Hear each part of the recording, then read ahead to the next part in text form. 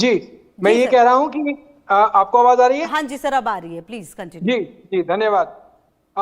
देखिए, जो जितनी धरती है हमारी, वो कई टेक्टोनिक प्लेट से मिलकर बनी हुई है। और उनमें से एक सबसे बड़ी प्लेट जो है वो पैसिफिक प्लेट है। और हम कहते हैं कि साहब, पैसिफिक प्लेट के चारों तरफ जितना भी इलाका है वो सभी भूकंप प्रभावित है। उसको हम रिंग ऑफ फायर भी कहते हैं। हम्म। और उसी के चलते जो कैस्केडिया सबडक्शन जोन की हम बात करते हैं, वो इलाका भी उसी में आता है। आपको पता होगा कि जो नॉर्थ अमेरिका में एक बहुत बड़ा फॉल्ट है, सैन एंड्रियास फॉल्ट जिसे कहते हैं। तो सैन एंड्रियास फॉल्ट जो है वो अमेरिकन और पैसिफिक प्लेट को डिवाइड करता है। और हम्म। उसके बीच में ये छोटी सी प्लेट, जिसको कैस्केडिया प्लेट कह रहे हैं आप, वो चीज है। आपको ये भी बता दूं कि ये वही इलाका है जहां पे कि एक बड़े भूकंप आने की संभावना लोग करते रहते हैं। हम्म। और लोग कहते रहते हैं कि कैस्केडिया सबडक्शन जोन जो है वो बहुत ही वहां पे कोई बड़ा भूकंप, मेगा अर्थक्वेक मैग्नीट्यूड 8 का या उससे भी बड़ा कोई बड़ा भूकंप आ सकता है। हम्म। तो ये बात कि ये नया है, ऐसा नहीं है। हम्म। हमारे पास प्लेट्स जो हैं वो बनती हैं, और जो कुछ भी प्रोसेस है वो मिलियंस ऑफ ईयर्स में चलता है। हम्म। तो ऐसा नहीं है कि ये प्लेट आजकल में ही बनी है, या हम्म। ये सबडक्शन जोन आजकल में ही बना है। हम्म। ये खोजा आज गया होगा। उसका जो जो आज जो आप उसके एक्सप्रेशन देख रहे हैं वो आपको आज दिखाई दे रहे हैं। लेकिन बेसिकली ये प्रोसेस बहुत मिलियंस ऑफ ईयर, लाखों करोड़ों साल में चलता रहता है। और ये प्लेटें बनती हैं, बिगड़ती हैं, मिलियंस ऑफ ईयर्स की साइकिल होती है इनकी। तो ये प्रोसेस तो चलता है, इसमें इसमें कोई उसकी बात नहीं है। लेकिन सबसे बड़ा जो लोगों को इसमें जो जिसके बारे में लोग चिंतित हैं कि क्या ये इलाका कोई बड़ा भूकंप ला सकता है या नहीं, और अगर आएगा तो वो कब आएगा, वो सबसे बड़ा चिंता का विषय है। हम्म।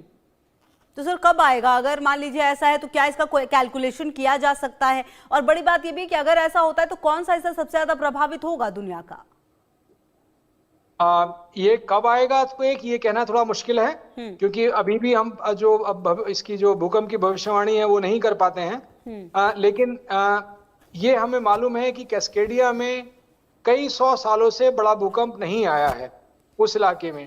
और क्योंकि जो एनर्जी है वो लगातार उसमें संचित हो रही है, तो इसका मतलब ये है कि भूकंप की प्रक्रिया वहां पे जो उसकी जो ऊर्जा संचित होने की प्रक्रिया है वो तो लगातार बनी हुई है। इसका मतलब भूकंप तो आएगा और बड़ा आएगा। एक सबसे बड़ी समस्या जो है वो ये है कि ये सारा का सारा इलाका जो है समुद्र के नीचे है।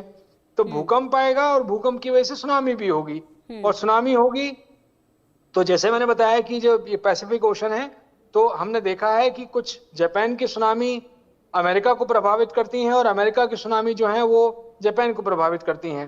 तो यानी कि उनकी जो मारक क्षमता होती है वो काफी दूर तक होती है। तो उस लिहाज से लोग इसके बारे में ज्यादा चिंतित होते हैं। बिल्कुल। अच्छा विनीत जी, सर एक सवाल ये भी कि जब अगर मान लीजिए कि हम आज टेक्नोलॉजी में इतना आगे बढ़ चुके हैं, तो क्या ऐसा हो सकता है कि हम इस तरह की अगर कुछ चीज होती है तो उसके प्रभाव को कम से कम कर सके? ठीक है, हम किसी चीज को रोक नहीं सकते, लेकिन उसके प्रभाव को कम कर सकते, क्या ऐसा कुछ है हमारे पास? ये आपका बहुत ही बढ़िया सवाल है, और इसका जवाब शायद हमें हमें मालूम भी है कि इसका जवाब क्या है। आज की तारीख में अगर आप जो हमारे विकासशील या अविकसित क्षेत्र या जो डेवलपिंग कंट्रीज हैं उनको देखो कि वहां पे अगर कोई छोटा भूकंप आता है, अफगानिस्तान को देख लीजिए, तो उस भूकंप में बड़े आराम से 100,000 लोग निपट जाते हैं।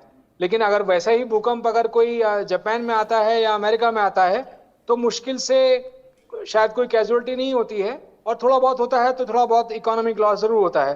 तो सवाल का जवाब यही है कि अगर आपकी इमारतें, अगर आपके स्ट्रक्चर्स जो हैं, आपने वो सेफ्टी ले रखी हैं, आपने अपनी इमारतों को मजबूत बना रखा है, तो आपका चाहे भूकंप बड़ा हो तब भी आपका नुकसान नहीं होगा। ये हम्म। एक सबसे बड़ा काम है जो हम सब लोग इसकी आज की तारीख में जिसकी तरफ हम लोग गतिशील हैं। हम्म। कि हम लोग कहते हैं कि हम अर्थक्वेक को रोक नहीं सकते, हम उसकी भविष्यवाणी नहीं कर सकते, लेकिन उसकी क्षमता जो है, उसकी मारक क्षमता है, उसको हम्म। तो कम कर सकते हैं। और उसको कम हम्म। करने का एक ही तरीका है कि आप अपने स्ट्रक्चर्स को, आप अपने बिल्डिंग्स को, जो आपके बिल्डिंग कोड्स हैं, इसलिए आपके इलाके में जो भी हैं वहां पे, हम्म। हमें मालूम है कि हमारे पास एनडीएमए ने लगातार उसके बारे में बात करते हैं। तो बिल्डिंग कोड्स हैं हमारे पास, अगर हम उन पर ध्यान दें और अपनी इमारतों को ढंग से बनाएं, अपनी स्ट्रक्चर्स को ढंग से बनाएं, तो उसकी वजह से क्षति